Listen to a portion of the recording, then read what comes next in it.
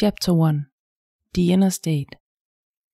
What if I told you that the world you think you're living in is not the world at all? Not in the way you imagine it. Alan Watts once said, the world is not something you encounter, it's something you are. And if you take that seriously, it changes everything. Because it means reality is not some cold, fixed thing out there, waiting for you to deal with it. It's more like a mirror, and that mirror, stubborn as it is, will only ever reflect the you that's standing in front of it. Picture this. You wake up to the sound of rain on the roof. Two people can hear the exact same sound and live in completely different worlds. One person groans, thinking, just my luck, another dreary day. And they carry that heaviness with them, and the world seems to agree. The traffic is worse, people are grumpier, and everything feels like a small battle. The other person hears the same rain and thinks, perfect, a cozy morning, and they put on the kettle, watch the water ripple on the street outside, and feel something close to joy. And oddly enough, their day unfolds with small moments of ease. A stranger smiles, the boss arrives just as they woke up. A friend sends a funny message out of the blue, or they may get a job offer. The weather didn't change, the inner state did. The lens you look through. Think of your inner state as the lens on a camera. If the lens is scratched and smeared, the picture will be blurry, no matter how beautiful the scenery is. Clean the lens, shift the state, and suddenly the same world looks entirely different. What's loved comparing consciousness to water? If the surface is disturbed, it can't reflect clearly. But when it's calm and still, it mirrors the moon in perfect detail. When your mind is turbulent, life feels turbulent. And when you are steady, the same life feels steady. The outer scene hasn't changed, only the lens through which you see it.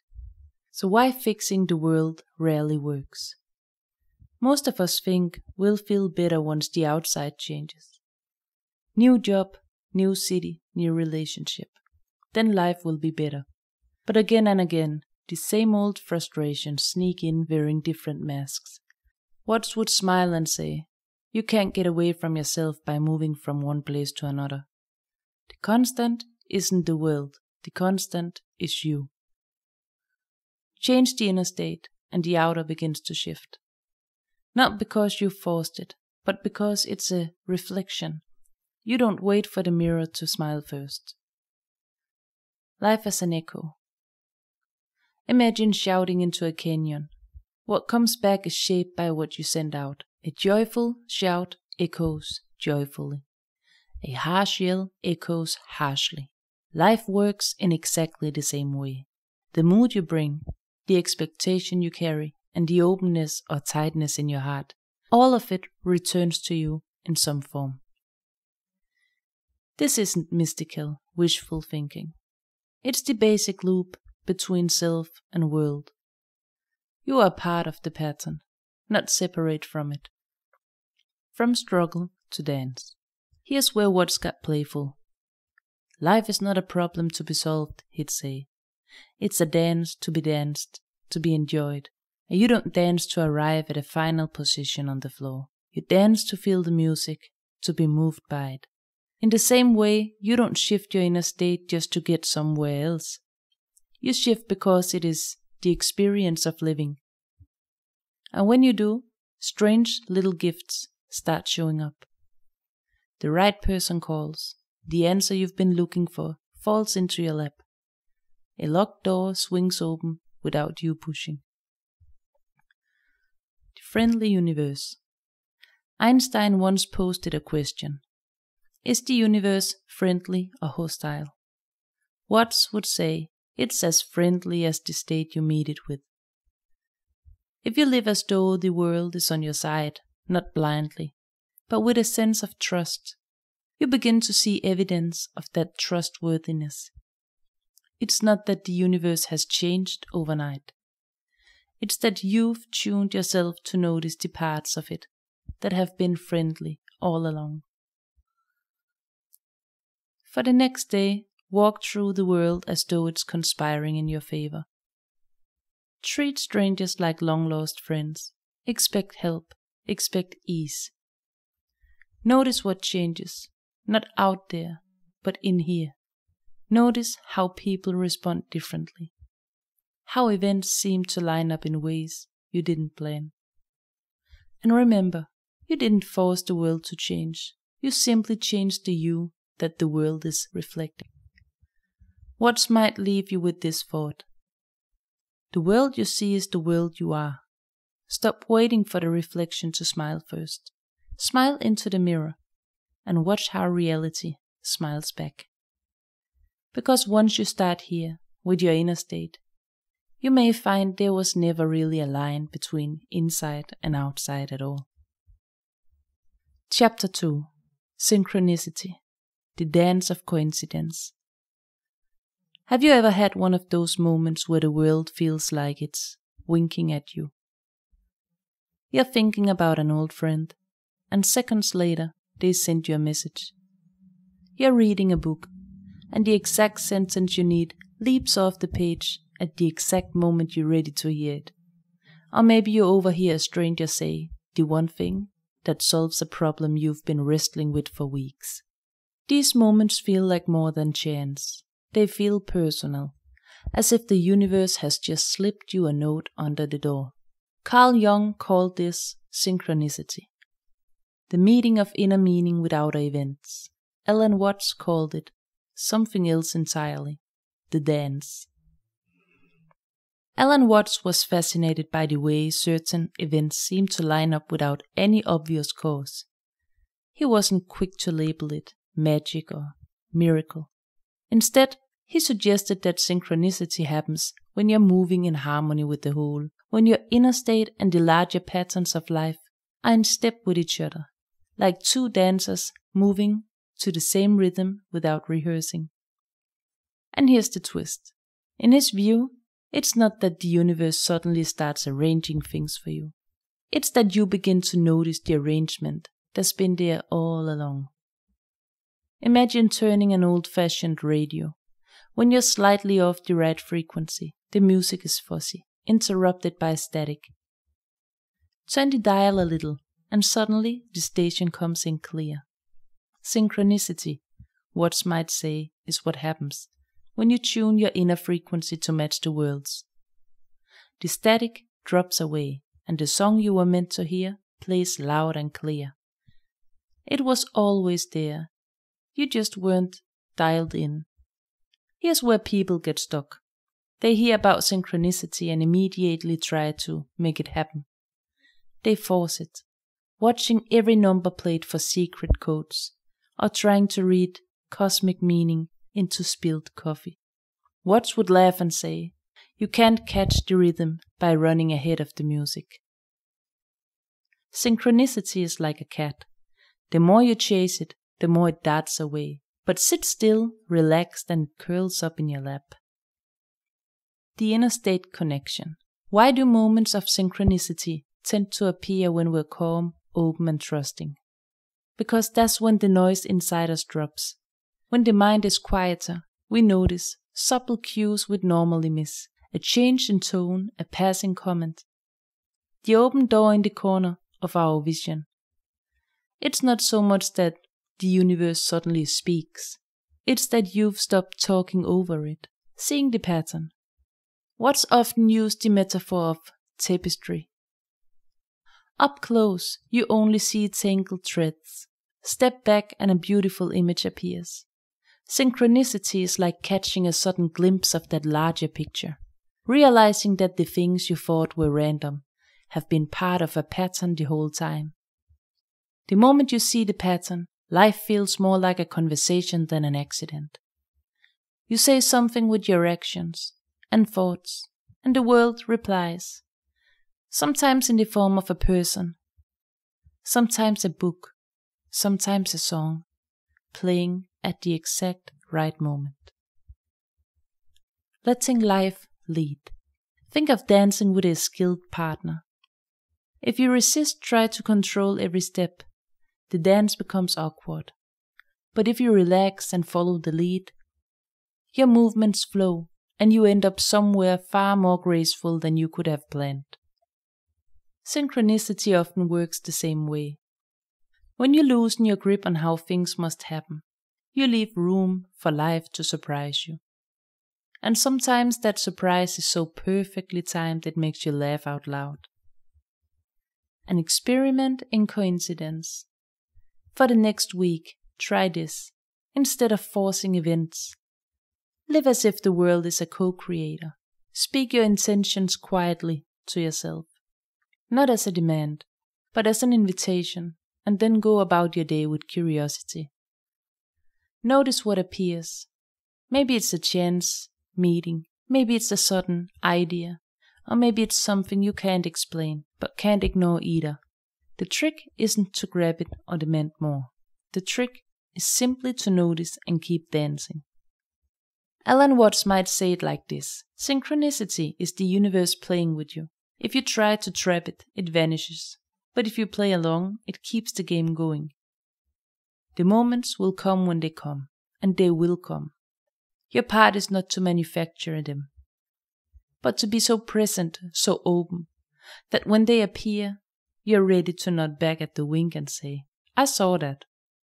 Because when you're in step with life, coincidences stop being coincidences. They become part of the music. Chapter 3. Flow. The Tao of Effortlessness. Have you ever noticed that the harder you try to force something, the more it slips away? Like trying to push a wave back into the ocean, or gripping a handful of water, only to watch it escape between your fingers. Alan Watts loved this paradox. Muddy water, he'd say, is best cleared by leaving it alone. And this is the heart of what we call flow. That state where things seem to happen naturally, without strain, without pushing. In Taoist philosophy, it's WU WEI, effortless action. Flow isn't about doing nothing. It's about doing in such a way that it feels like nothing is being forced. It's the current carrying you forward, rather than you thrashing to move upstream. Think about a time when everything just seemed to click. The words flowed in conversation. The right ideas came at the right time, and you didn't plan every detail.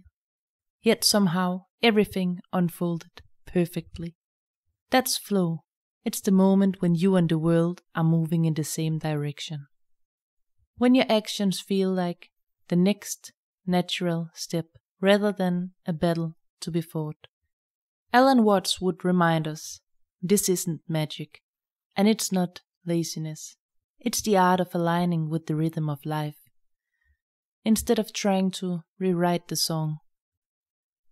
Taoism often compares life to a river.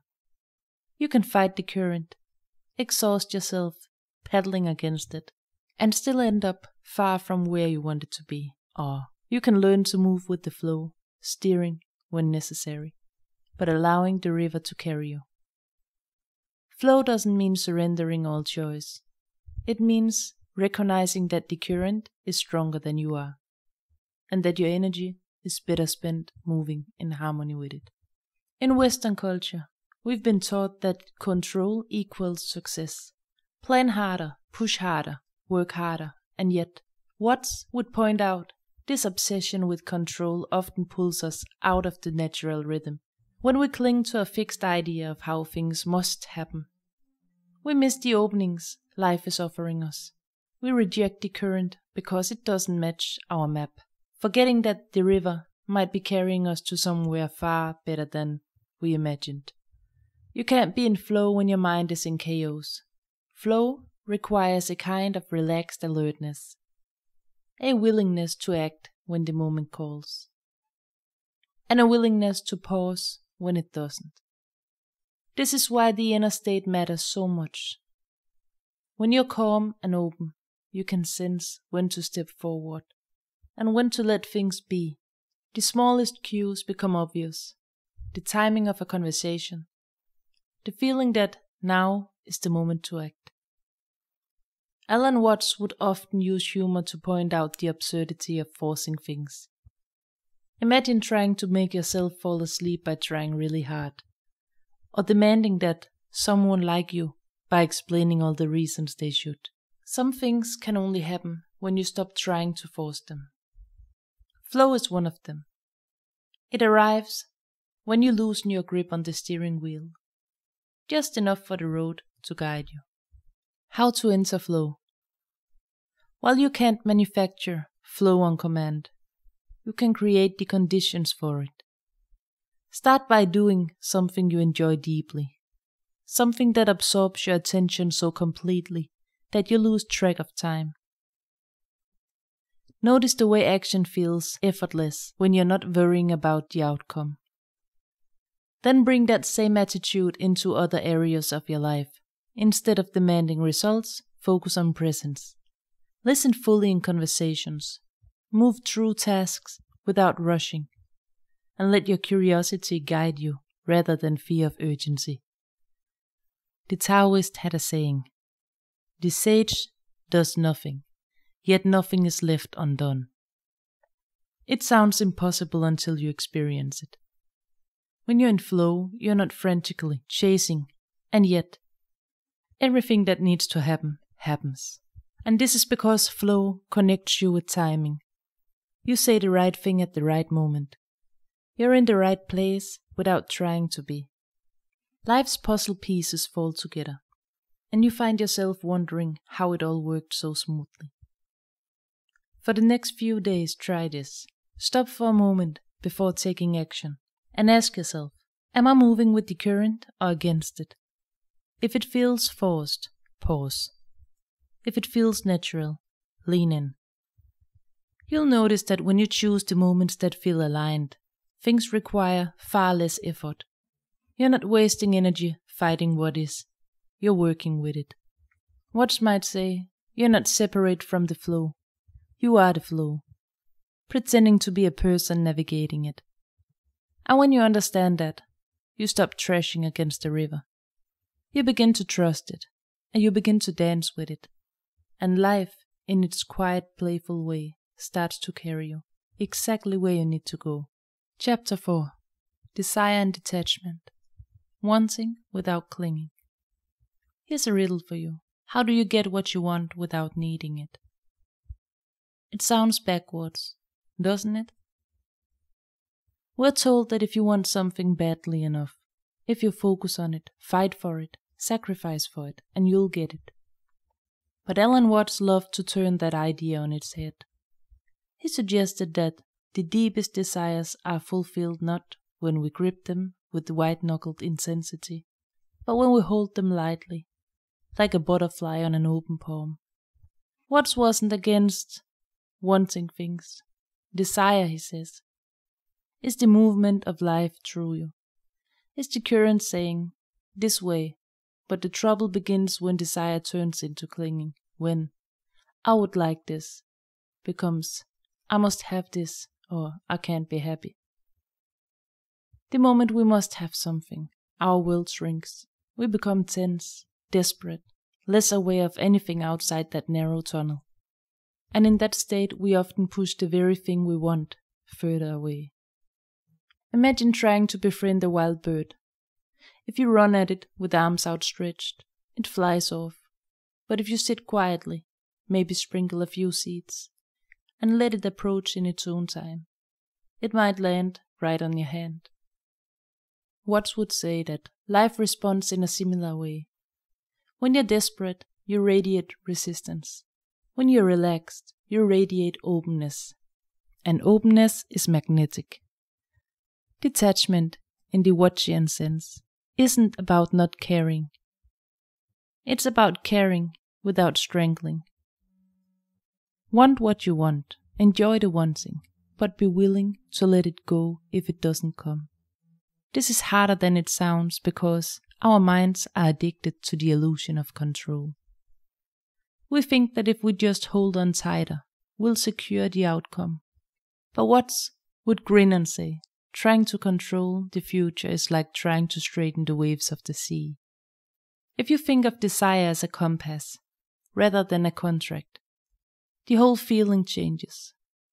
The compass points you in a direction, but it doesn't promise a specific route. You can explore, enjoy, and discover along the way. And sometimes you find something even better than what you were looking for. In this way, desire becomes a dance partner, not a jailer. It moves you forward without chaining you to one outcome. And this is where Watt's ideas overlap with modern manifesting. Though he rarely used that word, the principle is the same. When you set an intention and then let it breathe, you leave space for life to arrange the details. Clinging to how and when it must happen closes the door. Detachment keeps it open. You're no longer wrestling with reality, you're working with it. Many people resist detachment because they fear it means giving up entirely. They think, if I don't obsess about it, I'll never get it. But notice how much easier things feel when you stop trying to force them. Conversations flow better. Opportunities appear more naturally. Even your creativity sharpens. Watts would say, this isn't because you've stopped caring, it's because you've stopped clutching. The energy you free up by letting go becomes available for noticing, responding, and playing with what's actually in front of you. Here's a simple practice. The next time you want something, whether it's a job, a relationship, or even a small daily outcome, try this. Acknowledge it fully. Admit, yes, I want this. Feel it. Enjoy the thought of it. Release the timeline and say to yourself, it will happen if and when it's right. Live fully in the meantime. Give your attention to what's here now, not to the absence of what you want. You'll find that your mood stays lighter, your awareness sharper, and often the thing you wanted drifts into your life without all the wrestling. The butterfly test. Watts might describe detachment as passing the butterfly test. If you can hold your dream in your hand the way you'd hold a butterfly, steady enough so it doesn't fly away, but gentle enough not to crush it, you're living in the sweet spot. And when you live there, desire becomes something joyous, not something heavy. The universe seems far more willing to meet you halfway. So here's the invitation. Want what you want, enjoy the wanting, but keep your hand open, because the truth is, the things you want most often arrive when you're so busy living that you've almost forgotten to worry about them. The meaning of life is just to be alive. It is so plain and so obvious and so simple, and in that aliveness, in that open hand, the dance of desire and detachment becomes the most natural thing in the world.